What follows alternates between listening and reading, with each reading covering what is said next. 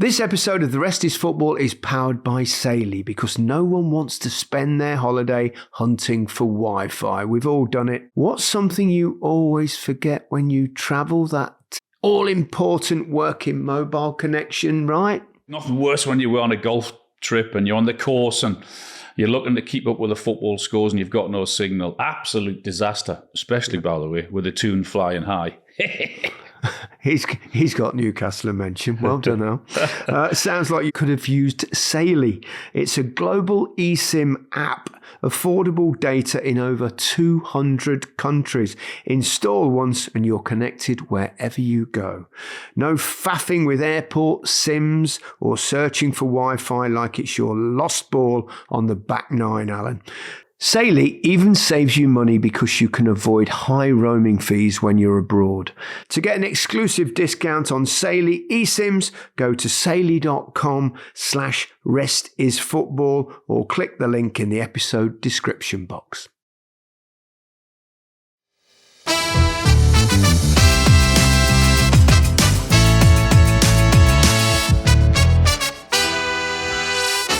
Hello and welcome to The Rest is Football with Micah Richards, Alan Shearer and me, Gary Lineker. How are we all doing? How's your week? Well, I was with you yesterday. Alan, you told me you were going to a little lunch party today with your mates. Yeah, we went to watch with a couple of pals of mine, went to the pub, had a few pints, had a bit of food, watched the tune take a point off Brighton, which I would have snapped your hands off beforehand. So, because our record at Brighton is shit.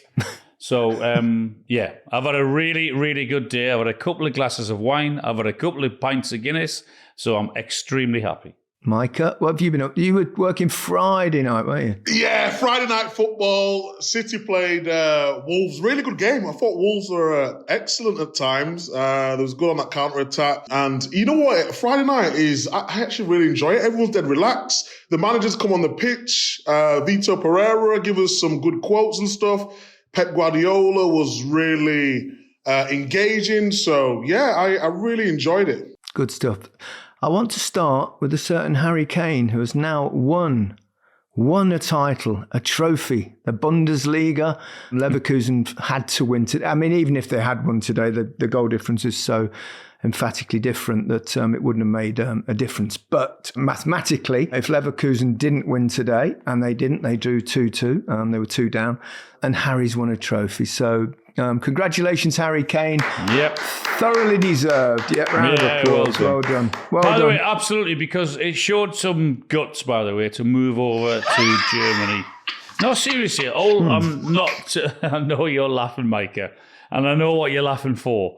But for him to have the attitude to move him and his family over to Germany, big nuts. But honestly, it's like, I think, well deserved, big respect. And if he chooses to come back this year, next year, whenever, then so be it. But well done to him. He's got his first trophy. He deserves it. Yeah, fantastic achievement. He's been a great striker. He's one of the best strikers in the world. Has been for a long time. So I think most football fans, except for the odd strange people. There's lots of them out there, you know. Yeah, well, exactly. That's my point. And most of them are on social media.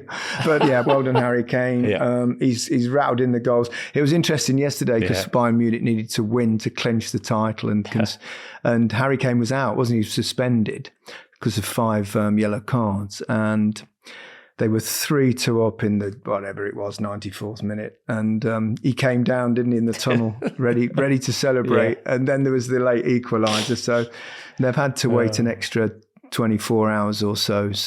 But are Bayern Munich a better team with Harry Kane? Well, hold on. Micah. Are Spurs a better team without Harry Kane? You're the only one to tell us. Come on, you answer it. If Spurs win a trophy, and Spurs have not won a trophy for how many years? Since I remember, it was a League Cup with Woodgate, wasn't it? I remember 2008, if my memory is correct. So they've not won a trophy since then. If they go and win the Europa League, you have to say it's been a more successful team without Harry Kane, Alan. Where are they in the league? Where are they in the league this season? Anyway, congratulations to Harry Kane and Bayern Munich, of course. Let's start with the Premier League action. We've just seen Chelsea beat Liverpool. Probably a good time to play Liverpool if there is such a thing. Alan, you'd have been obviously cheering for Liverpool today because of your Newcastle. I was, but well done, Chelsea. I mean, they're under huge pressure. They go and get a result, and it doesn't matter. They've got to do their job.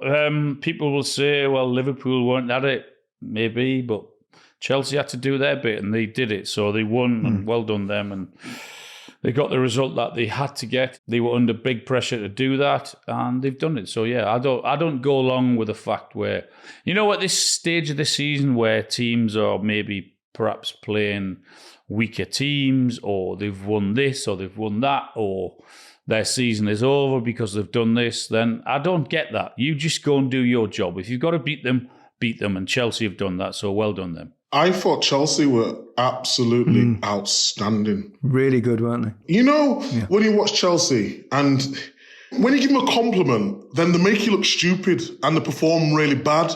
And then when you say they need to do this, they need to do that, and when it all comes together, they've got some really good players in that. Lavia makes such a difference in that midfield. I like the way when Caicedo comes, if he's playing right back and then twos up in midfield, that allows Cole Palmer or Fernandes to get forward. The only problem with Chelsea, they've got no real conviction. They could have scored 5 or 6 today, and they let Liverpool back in the game. What did Liverpool make? 6 or 7 changes. You've got to be winning them games easier than they did today. But I just thought the system, the tactics, you knew exactly what you need to do. I like the way they played Neto on the right and Madueke on the left. Obviously, they both want to play on the right, and then they kept switching. I thought Nicholas Jackson, yes, in terms of him being the most clinical striker, we know he's not that, but he does so much for this team in the way he stretches the opposition. I'm thinking, this is brilliant play from him. But then the standout player, who we all know, and I'll let you guys talk about him more, Cole Palmer. When Cole Palmer plays well, Chelsea win. It's as simple as that. Everyone can play well in the team, and you could have a clean sheet or whatever, but the difference is Cole Palmer, when he's on it, they're just, they're a different animal when he plays well. I loved his attitude, by the way, because where I'm sat in the bar, my mate's bar, Harry's bar in Newcastle, and Cole Palmer's interview come on, and it was like, I don't care what anyone says, they're all entitled to their opinion. And I thought, we all go through like tough periods in our career, and it's just how you get through them. You've just got to get through them, to get to the other end. And I thought his interview was brilliant. I really thought, good on you, man, because social media is a really tough place and hard place, as we know. It's maybe not the best of place at times when you're going through hard times, but I thought for him to come out and say what he did, and I thought his interview was brilliant.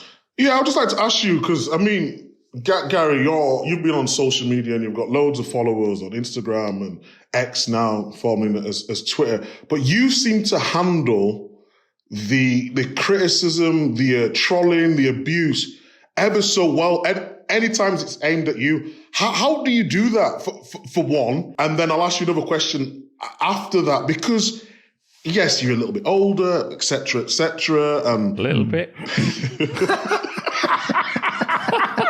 But come on, explain to whether it's the older generation, the new generation, how you deal with that sort of trolling, let's say.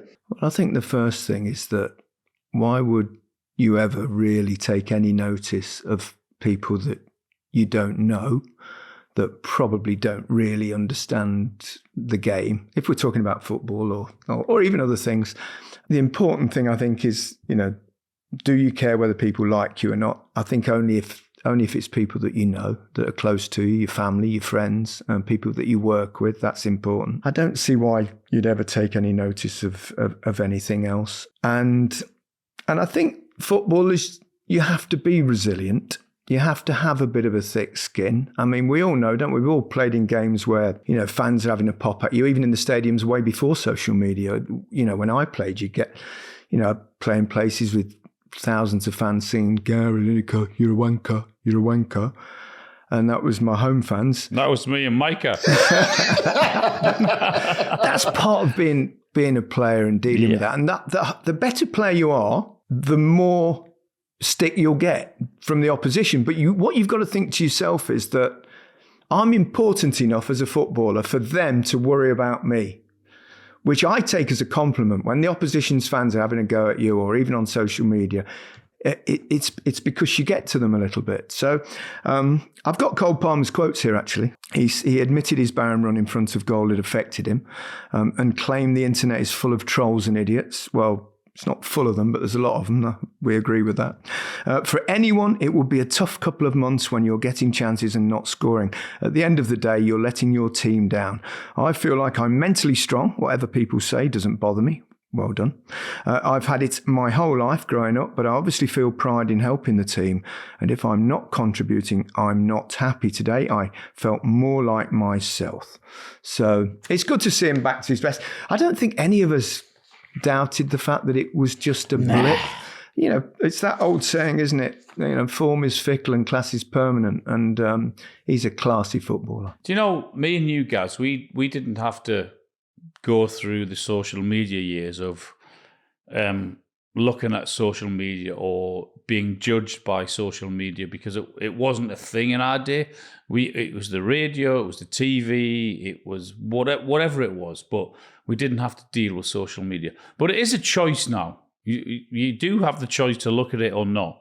And I mean, it is really a cesspit at times. It has its advantages. There's no doubt about that, both X and Instagram or whatever you're on. But why would you believe anything that was on there? Yeah. Good or bad? Yeah. Just believe in yourself. Don't read it. Look at who and what you are, and eventually you'll get through it. For us, it would have been the newspapers way back, wasn't it? That was the thing you read. I mean, I don't know about you, Alan, but what I used to do was, if I'd played well and scored, I'd buy every single newspaper the next day on the Sunday, and then again on the Monday. Yeah. But if I hadn't scored, I wouldn't look at anything. I was quite different to that. I did both of those things. When I played well, I looked at every newspaper and I thought, yeah, it gave me great confidence. When I played shit, I knew it and I still looked at it and I thought, all the people that are hammering me, fuck you, I'm going to get back and do my best anyway. And I used it as a bit of a motivational thing. Yeah. So... But that was me, and everyone's different. I get that and understand that. So, but you know what? All the great players have to get through some shit in their career. And there's no doubt, I'm certain that Cole Palmer is and will continue to be a great player. Yeah, agreed. I just think the modern day, obviously I'm a bit younger than you guys, and you say you don't look at it, but Cole Palmer's reaction suggests he does look at it, you know? Mm-hmm.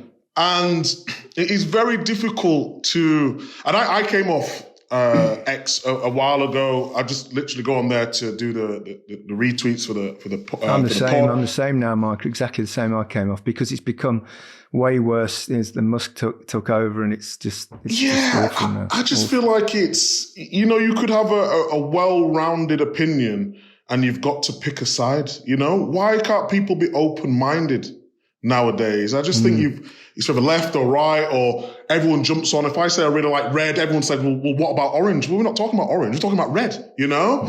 So I just feel like... Does it really affect you that much, though? Really? Does it, like, honestly, it's like, who gives a fuck whether it's red or pink or black, or who thinks you're great or who thinks you're not? I mean, seriously, does it bother you that much if someone says something bad about you? But I think the modern day player...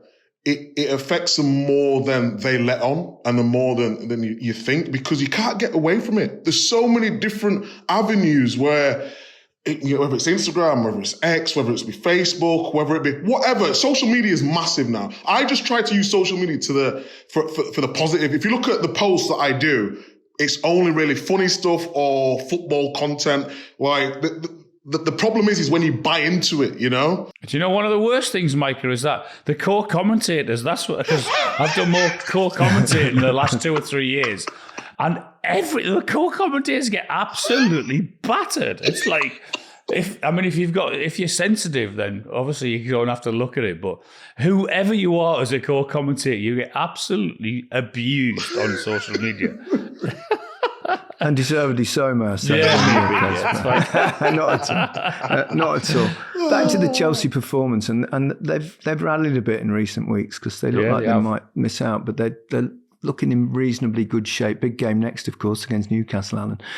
But you mentioned him before. I think he's been really important. A big miss for them for a lot of this season with injuries is Lavia, in that he's really good in that holding role, isn't he? Yeah, he's excellent. He's got really good energy, but tactically he knows what he needs to do for the team. I think it's hard for Chelsea because when you got Caicedo, Lavia, and Fernandes trying to get the best out of who does what, and then Cole Palmer was playing a lot on the right last season. He's moved into the central positions. Madueke's played and brought in Neto.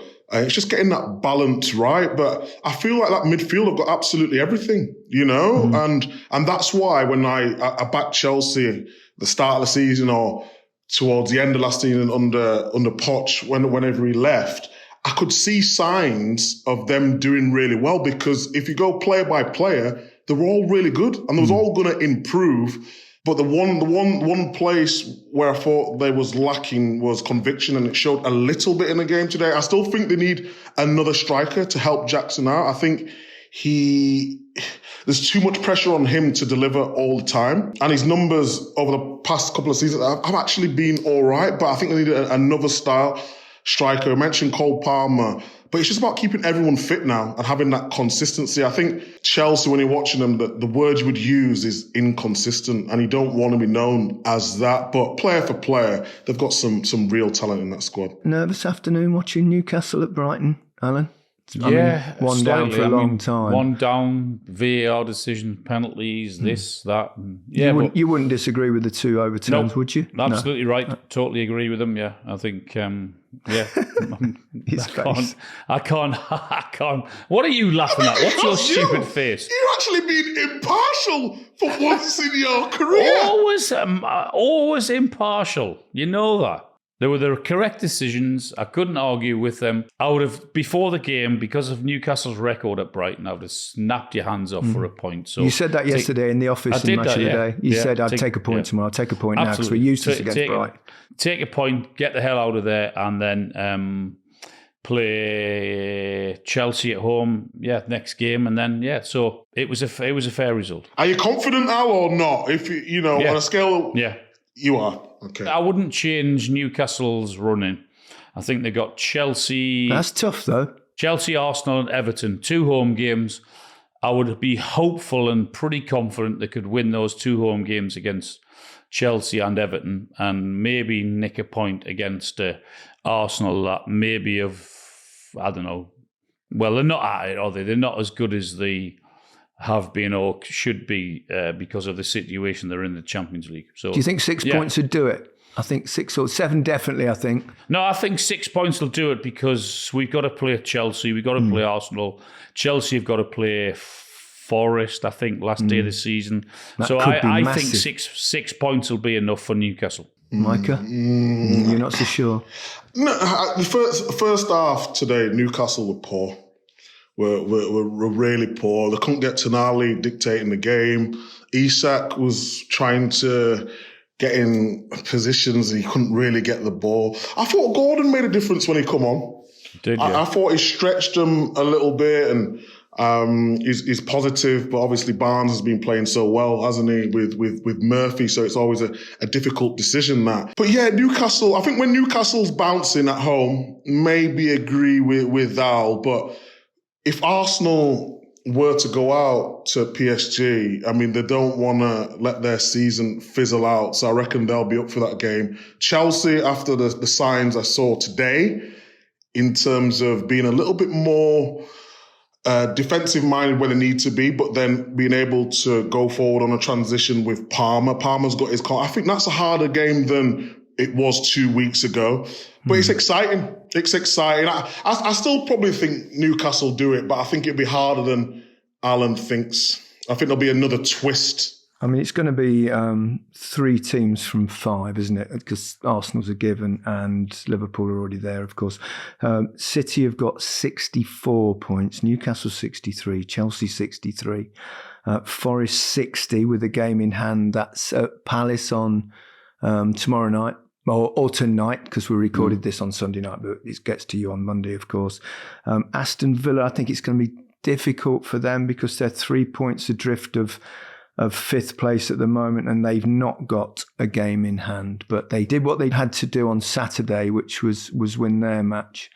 But it's so which are your five? Obviously, Liverpool, Arsenal, and then Forest and Villa miss out for me at the minute. As I agree with Micah, there will be twists. There will be times where I think they're going to struggle. But at the minute, I think I even said it 2 or 3 weeks ago.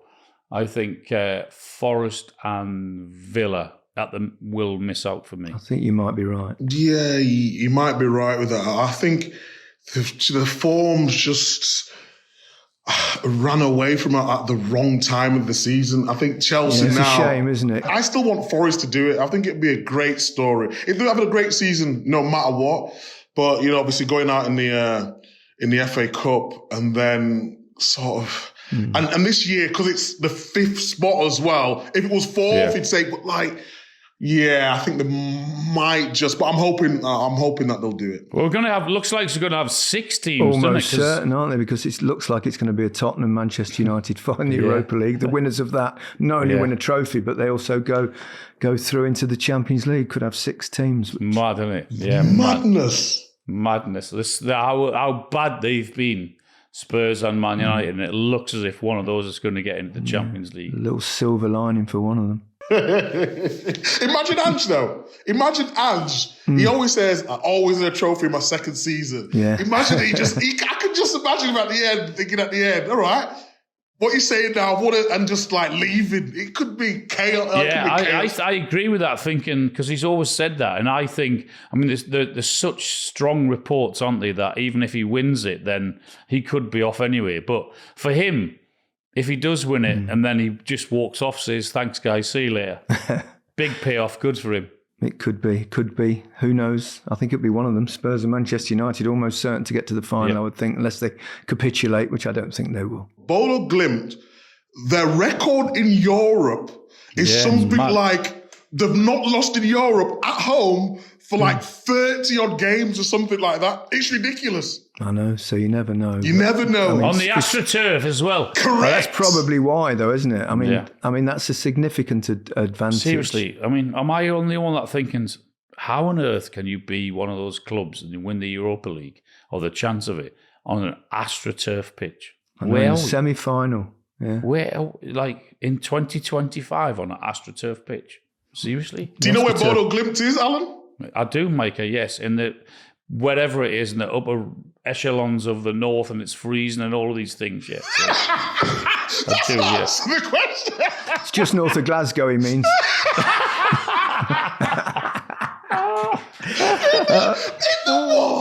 you just going to allow him to get away with that, guy? In the echelons of the north. I live in Harrogate, that's the north. Where north? Fuck off, the North Harrogate.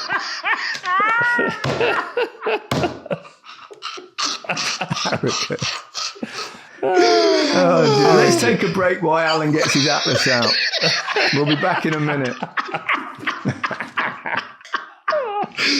Oh, fucking brilliant.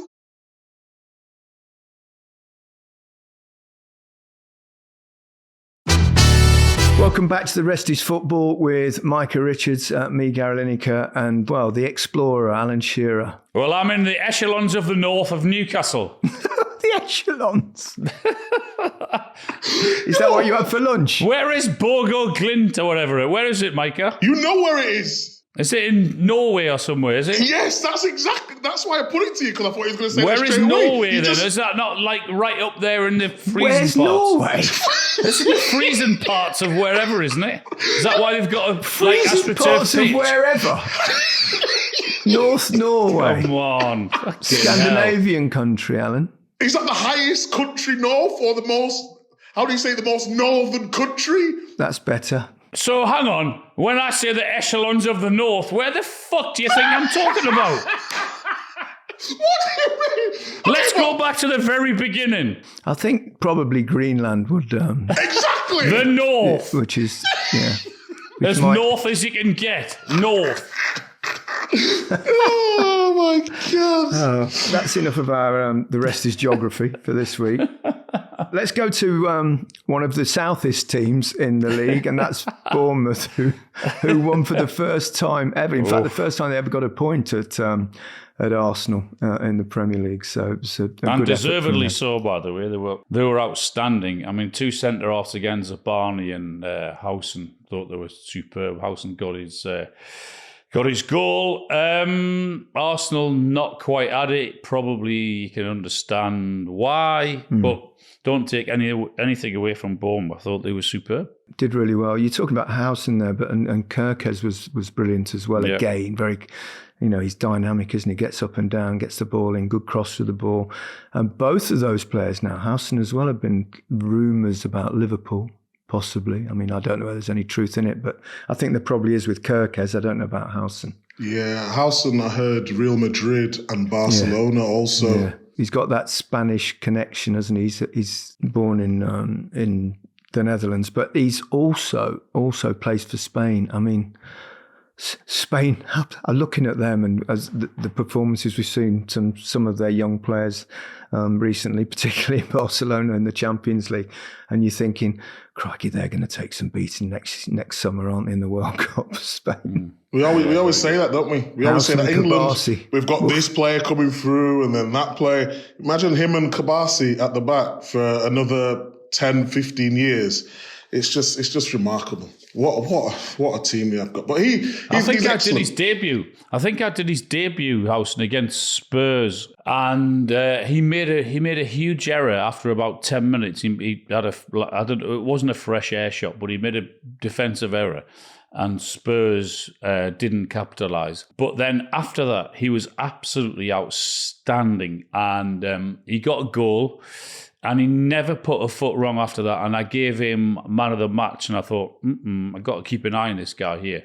And I think ever since then, he's just been outstanding. And of course, everyone is looking at him, and rightly so. I heard great things about him when he was at Juventus, wasn't he? Just before he went to Bournemouth. And a lot of people were talking about this young man. So he's one to keep an eye on. I'm not going to let this go, by the way, because Leicester scored a goal at home in the Premier League, and then followed it up with another one for the first time since December the 8th in the Premier League. I mean, that is, you wouldn't think that's actually possible, would you? And it's been pretty grim, but, and it was against, Southampton. Doesn't matter. No. But I was pleased to see Jamie Vardy get a goal because he's now 199, isn't he? If he could get to 200 before he bids farewell to Leicester, that would be fabulous. I spoke to him after the game, had a little two-way, and he was as cheeky and as funny as ever, wasn't he? I love that. I love that two-way. I thought it was outstanding because he looked, I don't want to say nervous, but it looked like it's coming to the end of the season, and then I thought he sort of picked his mood up a little bit, and he said some really interesting things when he was blowing the whistle and all that sort of thing. I just thought it was great. That was funny, the blowing. I mean, thankfully the referee was okay, because that could have backfired if he had a serious injury, but he had to go off and was replaced by another referee. But I mean, how do you think of that? The referee's on the floor injured, and he gets the whistle and blows it. And I thought he was just doing it for a laugh, but he said, no, they were having a break down the left. I just wanted to make sure.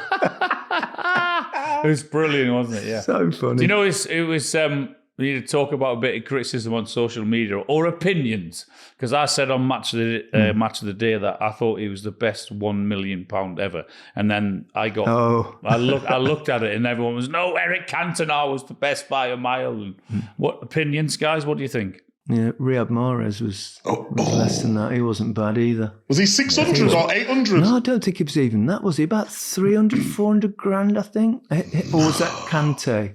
Those two, Kante's another one. Whatever it is, by the way, if £1 million from Fleetwood, and he didn't play in the Premier League until he was 27. So to get 144 goals, I think it is, in the Premier League, and 199 for Leicester. My goodness, what an unbelievable bargain. Yeah, people are always going to think of other people, but it came off the top of your head. And it did. Let's say he's one of the greatest ever buys in Premier League history or football. The greatest ever player for Leicester. as you said to him last night on Match of the Day too. Well, Ruud van Nistelrooy said that. So anyway, he's not even the best striker.